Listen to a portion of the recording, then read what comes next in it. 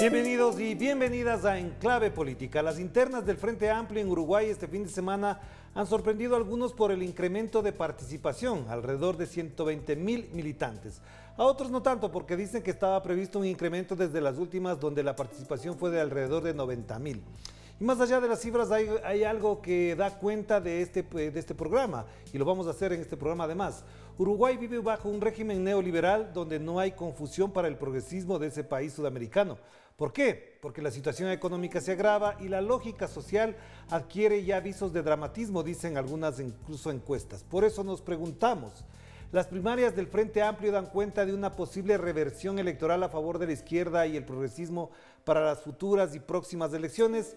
Por eso hemos invitado al investigador de CELAC, Pablo Álvaros, a quien le damos la más cordial bienvenida y le preguntamos, Pablo, en el contexto del momento que vive Uruguay, ¿cómo se entienden estas internas? ¿Son una expresión de la insatisfacción, de una mayor agudización de la situación económica o de un fervor más político de la militancia del Frente Amplio? Bienvenido. Bueno, muchísimas gracias. Yo creo que hay que analizarlo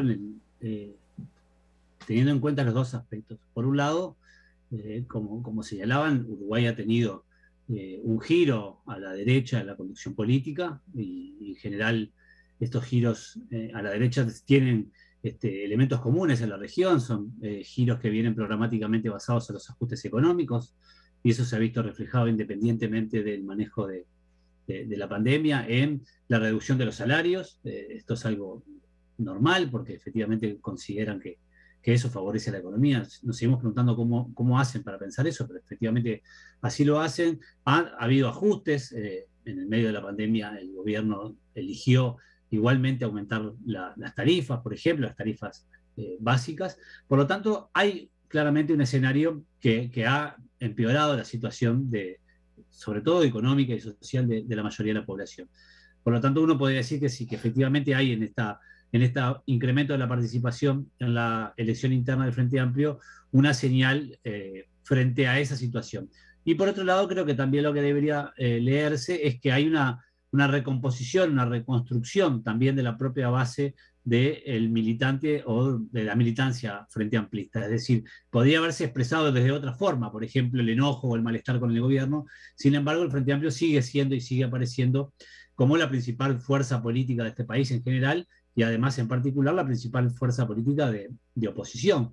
Y eso me parece que es algo relevante y positivo. Primero porque organiza y nuclea de alguna forma las instancias y las militancias de las resistencias. Y eso me parece que es importante, sobre todo por el papel que juega la unidad cuando la unidad adquiere un sentido estratégico en las organizaciones de izquierda y progresista. Entonces yo creo que aquí lo que hay son estos dos elementos. Por un lado, una mayor voluntad de la ciudadanía a expresar un descontento que ya se había expresado en la recolección de firmas contra la ley de urgente consideración y que ahora se expresa políticamente en una elección interna que no es obligatoria, que incluso para quienes participan con años de conocimiento es una elección compleja porque son 6 elecciones a la vez a la interna del Frente Amplio, se elige la presidencia del Frente Amplio, o sea, el cargo de conducción de la presidencia del partido, se eligen las presidencias regionales, además se elige la distribución de poder entre los grupos políticos del Frente Amplio y también se eligen los representantes de los núcleos de base hacia los órganos de conducción. Es decir, es una elección compleja, sin embargo, la participación aumentó aproximadamente un 38% a nivel nacional con respecto a la elección del 2016. Yo creo que la primera conclusión es que el Frente Amplio demuestra ser uno de los pocos partidos de masa de izquierda que tienen una actividad política permanente, no solo en las elecciones, que además tiene un protagonismo militante sustantivo y extendido, y que logra revertir procesos de shock negativo, como fue sin duda la derrota. Así que creo que estas son las dos lecturas al principio posibles de hacer de lo que pasó en la jornada del domingo. Claro, pero entonces frente a eso hay también una consideración que habría que valorar porque efectivamente lo que ocurre no sucede fuera de un contexto político, social, pero también diríamos en un plano ideológico. Y ahí sí me gustaría, Pablo, que nos explicaras mejor hasta dónde en el plano de las ideas, en el plano de la discusión política, teórica, también lo que hace el Frente Amplio es responderle a un régimen que en ese nivel solamente responde con los valores, con los índices, con las certificaciones, digamos, que da el mercado. ¿Hasta dónde también se da esta disputa de orden ideológico en estos momentos en Uruguay?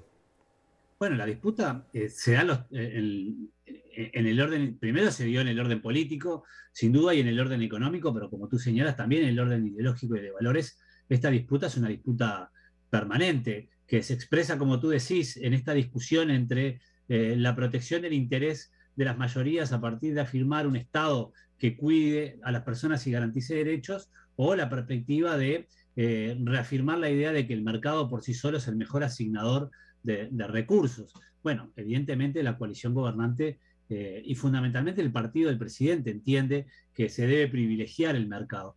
Y no solamente privilegiar el mercado como tal, como principal ordenador de recursos de la sociedad, sino que además privilegiar las lógicas privadas dentro del espacio de lo público. Esto es algo, una tendencia que hace mucho tiempo que existe en la región, pero a veces tomando decisiones que son un poco contradictorias.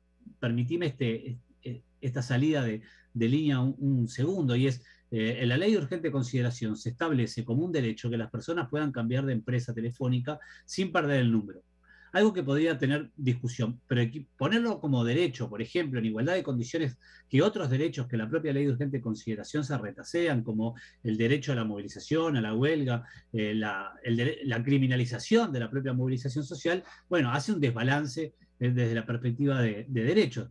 Pero incluso esta decisión de la portabilidad numérica, que es algo que me parece como medio insignificante, perjudicaría económicamente a la propia empresa estatal. O sea que para el actual gobierno, tomar decisiones empresariales desde lo público implica también tomar decisiones que lo perjudiquen frente a la competencia, algo que no podría suceder jamás en ningún gerente de una empresa privada. Por lo tanto, en esta lógica, en esta batalla de valores ideológica, claramente se expresa esta idea de lo público versus lo privado y el Estado versus la empresa, que juega en esa idea de cómo se debe garantizar la calidad de vida de las personas. Pero también hay otros espacios. Por ejemplo, el Frente Amplio avanzó muchísimo en políticas que se le han denominado de la nueva agenda, pero que son políticas en la extensión y promoción de derechos, y uno de ellos tiene que ver con los derechos de salud sexuales y reproductivos. Y bueno, si bien el gobierno se comprometió a no modificar la ley de interrupción del embarazo, por ejemplo, que es una ley que garantiza el ejercicio de ese derecho para las mujeres, en el gobierno actual se han comenzado a expresar voces fuertes hacia la posibilidad de debilitar esa legislación.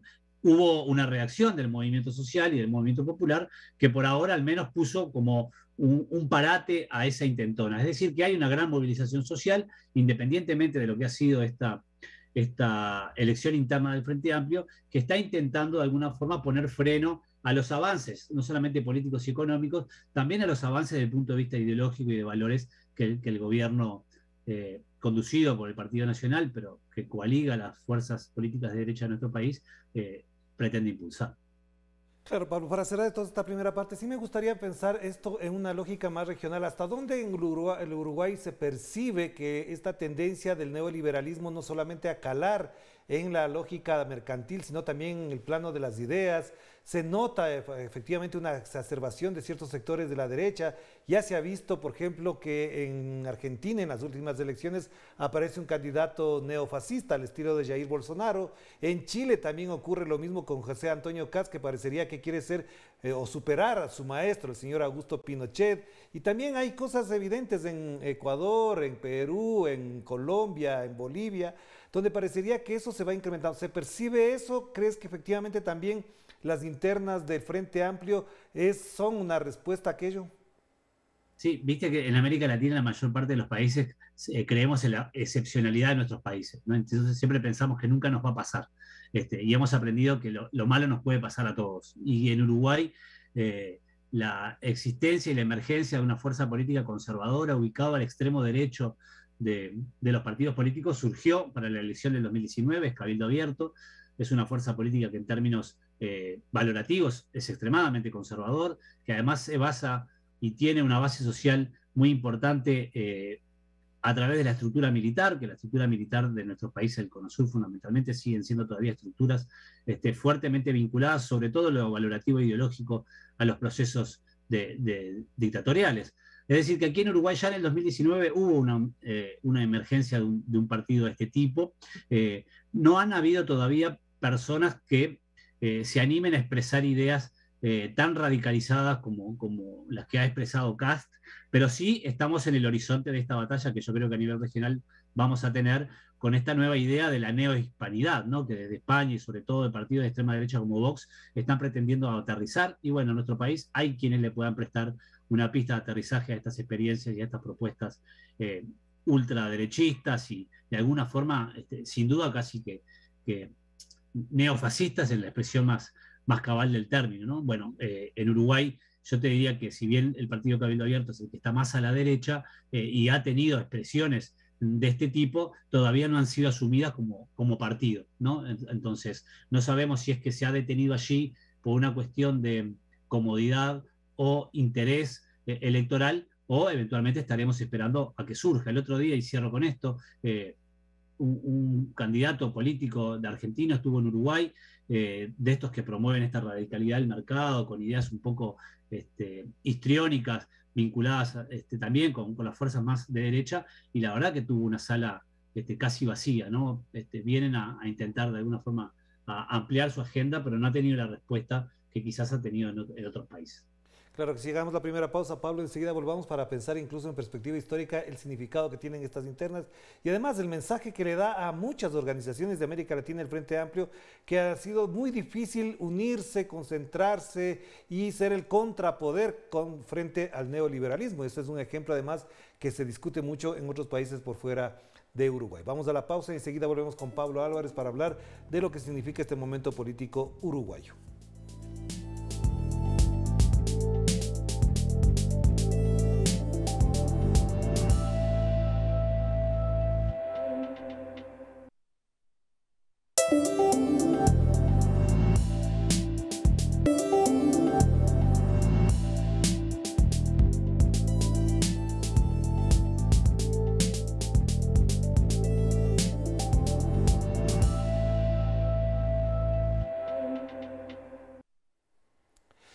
Estamos de vuelta aquí en Enclave Política a través de Telesur, la señal informativa de América Latina y el Caribe. Nos volvemos a conectar con Uruguay, con Pablo Álvarez, para comentar con él lo que ha significado estas internas. Un elemento que siempre llama la atención, y lo mencionaba al final del primer bloque, es el ejemplo, el modelo o la forma en el que el Frente Amplio constituye una fuerza política de cohesión de las fuerzas progresistas. ¿Cómo es posible esto? ¿Por qué se ha sostenido? ¿Cuáles son las claves para entender que esta lógica pueda ser reproducida en otros países donde parecería que, como siempre digo, la izquierda se reproduce como las amebas, dividiéndose?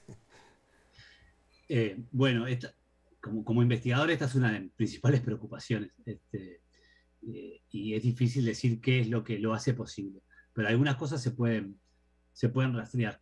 La primera es la voluntad, en el mejor de los sentidos y no desde el punto de vista de exclusivo de la voluntad, ¿no? Es decir, lo primero es que hay que tener ganas de juntarse con otros. Este me parece que es el elemento principal.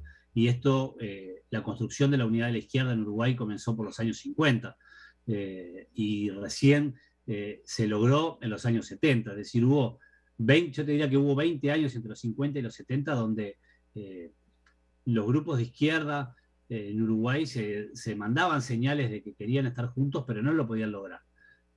Fue quizás, sin duda, la voluntad de más actores políticos, también la situación de un contexto político de violencia, como fueron los años 60 y 70 en la región, que hicieron posible pensar en la unidad política de la izquierda. Y luego lo que sucedió fue que el Frente Amplio fue capaz de sobrevivir como partido al propio proceso dictatorial que tuvo como uno de sus objetivos principales en términos políticos, pretender destruir al propio Frente Amplio.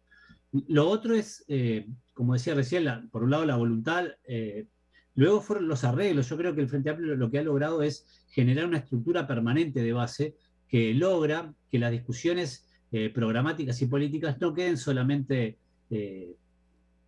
circunscriptas a las discusiones de las élites de los partidos. Y esto me parece que también es importante. Muchas veces los dirigentes o las élites partidarias pueden tener intereses personales o incluso colectivos que puedan estar por encima de los intereses de construcción con otros, y si solamente son ellos quienes pueden tomar decisiones, es muy difícil quizás manejar, no ponerlos permanentemente arriba de la mesa y con eso dificultar los procesos de construcción de unidad. Y en tercer lugar, yo creo que hay una definición, como le decimos, de asumir la unidad con un valor estratégico. Es decir, aquí se sabe, y creo que en todos lados se sabe, pero aquí se sabe y se ejerce, que la izquierda, por separado, no puede llevar adelante un proceso real de alternativa de gobierno y de poder.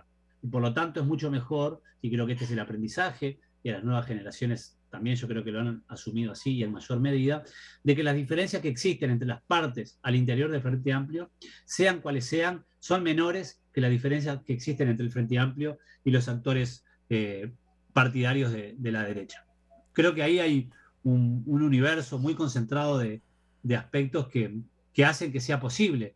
Claro, esto se enraiza en una sociedad que está históricamente desafinada, digamos, no se puede extrapolar así simplemente, pero diría que no son procesos de construcción de corto plazo, que llevan mucho tiempo, que necesitan construir confianzas, pero que para mí lo más importante es que fue capaz de construir la unidad de abajo hacia arriba y no solo de arriba hacia abajo, y me parece que ese es quizás el ejemplo más importante del Frente Amplio, ¿no? Bueno, se lo considero uno de los pocos partidos de masa que existen en el mundo, sobre todo de la izquierda.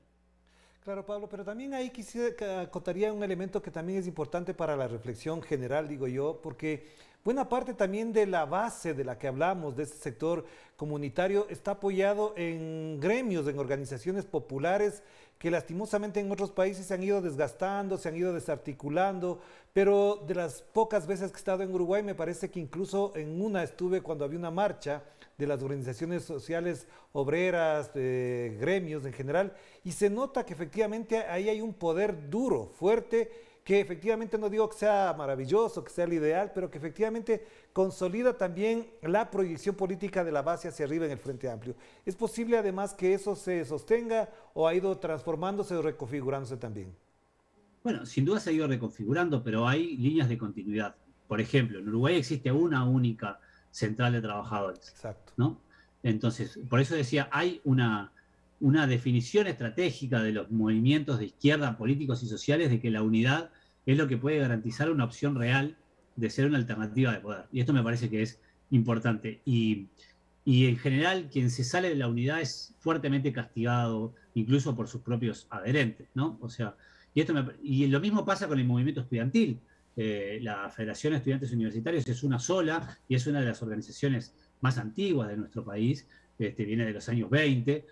Lo mismo pasa con el movimiento secundario, que bueno, que ahora está volviendo a emerger, porque bueno, pensemos que en este escenario de crisis que hemos tenido, el año pasado los jóvenes casi que no tuvieron clases y ni se vieron. Sin embargo, en este año la crisis de alguna forma se sostiene y están ahora en este mismo momento habiendo ocupaciones. Entonces, comparto contigo lo que tú decís con respecto a la fortaleza del movimiento social y del movimiento popular, que también tiene esta misma mirada de la unidad como un elemento estratégico, pero hay algo que quizás sea muy difícil de entender o en pocas palabras, pero las fuerzas sociales en Uruguay son muy recelosas de su autonomía con respecto a la fuerza política.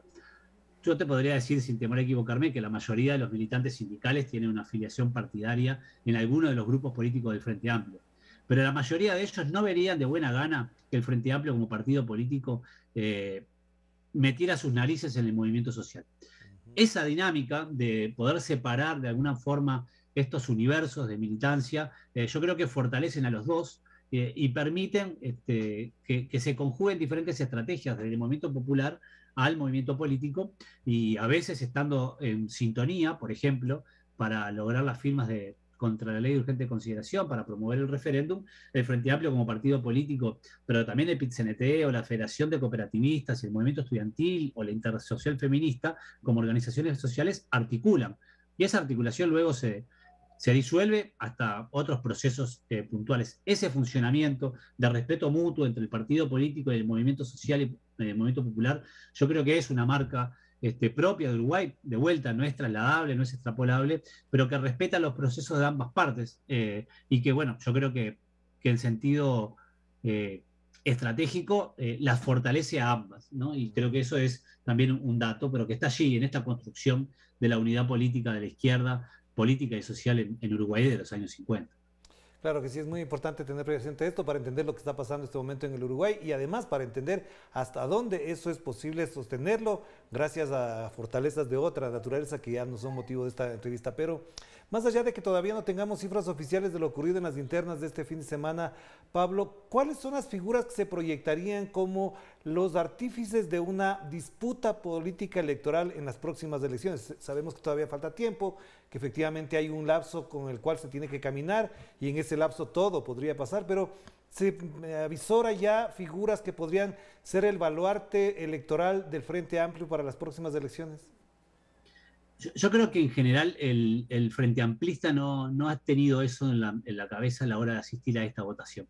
Me parece que se ha comprendido bastante bien que este era un momento de fortalecimiento interno. Por lo tanto, te diría que el principal protagonista ha sido el militante, que ha sido quien se movilizó realmente y quien puso en ejercicio esta instancia de democracia interna. Luego, para la presidencia del Frente Amplio había 3 candidaturas, Gonzalo Sibila, Ivo Posada y Fernando Pereira, y si bien no tenemos números, es probable que por el nivel de apoyo partidario con el que contaba al inicio de la campaña, Fernando Pereira sea quien finalmente asuma la presidencia. Y creo que tiene sobre sus hombros una historia militante importantísima. Venía de ser presidente justamente de la Central de Trabajadores, y esto le da una capacidad de diálogo con los actores políticos del Frente Amplio, pero también de capacidad de organización y de empuje, que me parece que al Frente Amplio, luego de la derrota política que tuvo en el 2019, realmente le viene muy bien. Con respecto a la emergencia de liderazgo, yo creo que hoy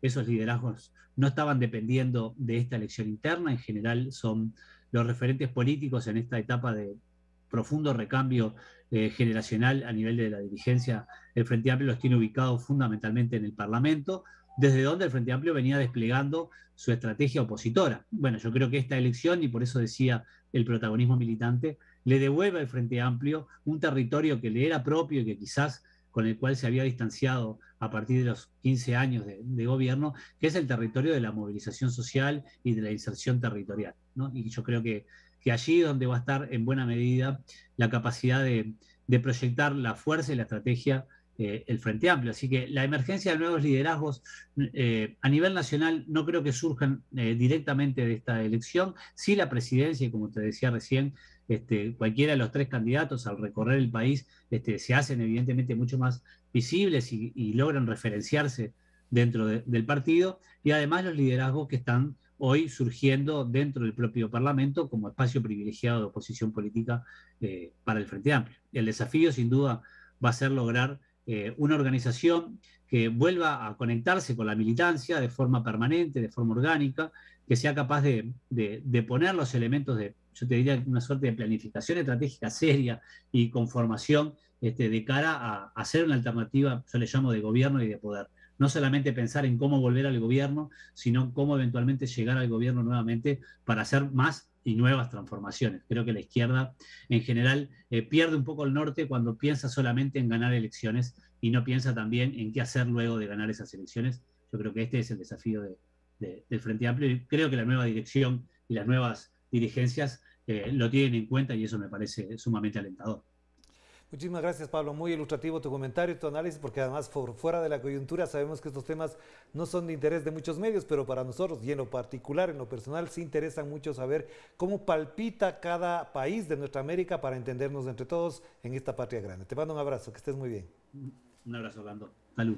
Gracias a Pablo Álvarez a propósito de las internas del Frente Amplio en Uruguay. Nos hemos permitido abordar el tema para entender lo que ocurre en ese país y también para pensar en ese eco que resulta de estos acontecimientos en otros países que afrontan dificultades con regímenes neoliberales, como el que está en vigencia en Uruguay. Nos despedimos. Cuídense mucho, que la pasen bien. Chao, chao.